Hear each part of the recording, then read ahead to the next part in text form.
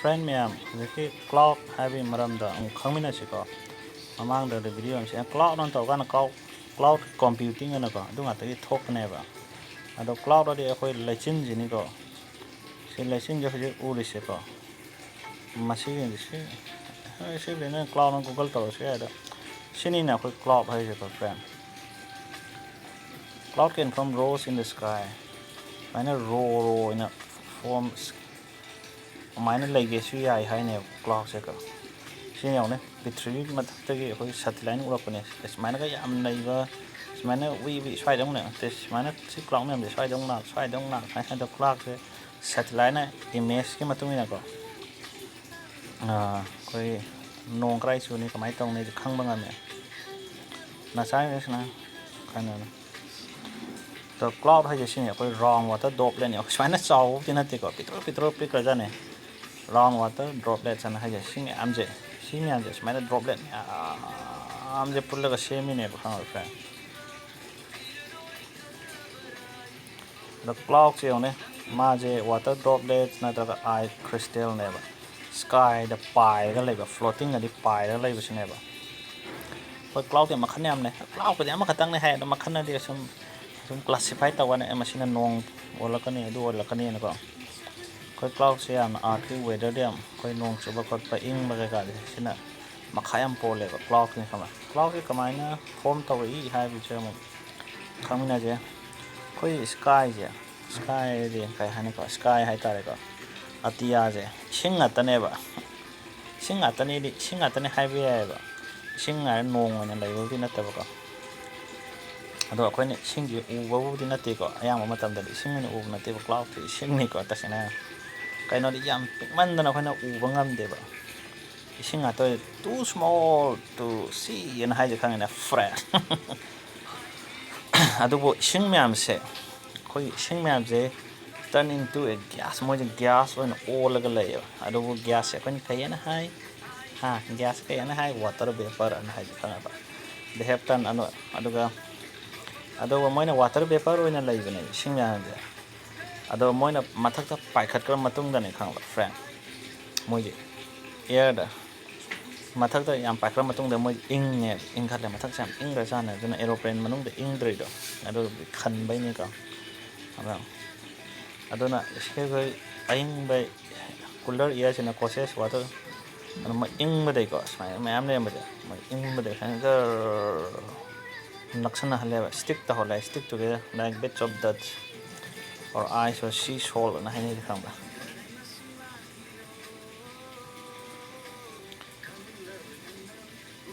Kogi kind of fund the ice down to the sea salt and stick talks a little level in a Korean. Water droplet may say that here causes water droplet may stick talks water droplet chase may have dust come by ice come by sea salt and when Napsan Halagan have an ing by the Napsala. Koi barab sing you barabole in the Hangana, Napsan in Ganata. I don't know quite some quite clock in Macanam lay and a high Hangna. What are some types of clouds, some types of clock in Macan cracker? The clouds are karigi, no, mumming or lazy, my mumming, uneasy like Amana. My cry the pang have the doing my mean tone, the mucker. Quite the young congress. Cram the young wang and labor ship ground in color come this way wang like come that's why the labor cram that's why mark the labor. Trying to sing the kind of hunger, trying to plow labor, and they sing a wang bar, and then try the labor, try the wang labor. And the ground. Cram the young wang and lay. Do a low clouds in an artist have the lay low highs in a dinner book. The ground the wood team they I had a low ground when you listen go. When you listen, Tavai the folk has a ground go. Middle cloud, I do lay low, high cloud, and the lay has. Why is shaking my tongue in a zoo, mumming tolle? I'm on a more cry the pang, I'm on a shake in a Cyrus cloud, high cloud, my dear Kogi. Seeing what to Bama level kind of seeing what to Bama level Cyrus. Cyrus seeing what to the feeder need and I said, Peter not seeing what to there. I don't know. cumulus cloud na sila rin mo din na cotton gumba giant bottle ball mala so sumana awang na lay stratus ay na low cloud ni ko stratus ko was lay low cloud na may cloud stratus clouds are low clouds they look like sky bed sit mala ay siya ada nong ka dawai tar no so hayaw ra ke ko nong tar bin maram je hayra ke friend khama ko na lesin da lay ba ko ye mate atia da lay ba cloud me am small drop apps never water ni ko yam masaw ni lay bani small drop le sera mo yam pik man no pai le nya me photo ba je do ko ka yung kan da mo sigi doglet ni am je join tong na ra ga ne mo je join tok san le atopa atosi me am je sai to je mo kan join tok san na re chamjin na re ha ban de chamjin na ra ni na ne macha de so droplet so mo le smai na khang ba ada larger drop ole ha je khang ba si smai song ole aduga na smai saw ra kan da de na ati gravity ni ching da ba ha da si ching da ra kan da de re no na ole e surface da ko yung ga la yan khalo sa na kan fa yum la yan khalo se no yum smai yang la tro ati gravity de ching da ra no in ta re khang ba fa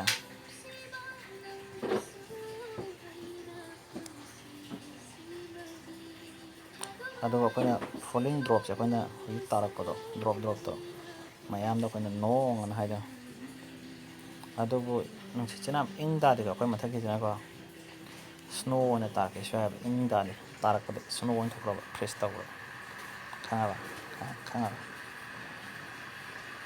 and then freezing rain sleet or even hail can fall from clouds here la the sleet ka jira ko de thok de ko na sana ka de cloud study ta no hai ji maram ju ha ge cloud study ta wem ma khayam le kai no nong ta ba snow ta ba nung dang da de ne cloud sina ne hit je reflect ta ra ga ne hit je ka khat ka ga ong reflect ta thore na dam ma kha ko sai je sa hal le khanga ba cloud na reflect ta ra ida hai jo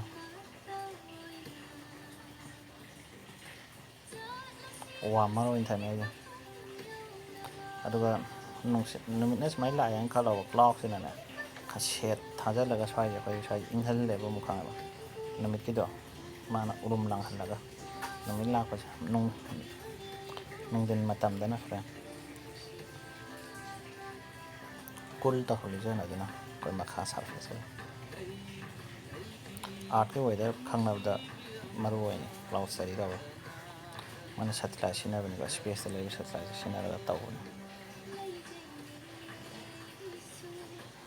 Jupiter ri ammonia le sa atopa to study ta we na sa na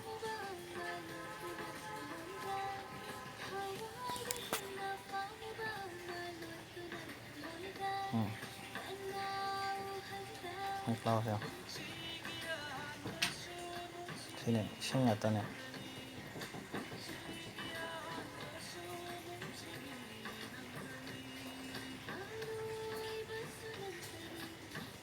sini lagi na sa kita Columbus anat cumulus ba cumulus la re sila below 6000 feet ni ka sina cumulonimbus ka ha ga khana nong na si ta re sina stratus kan la ka sina stratolocus kan ta sina re Cyrus adu dan le ba fa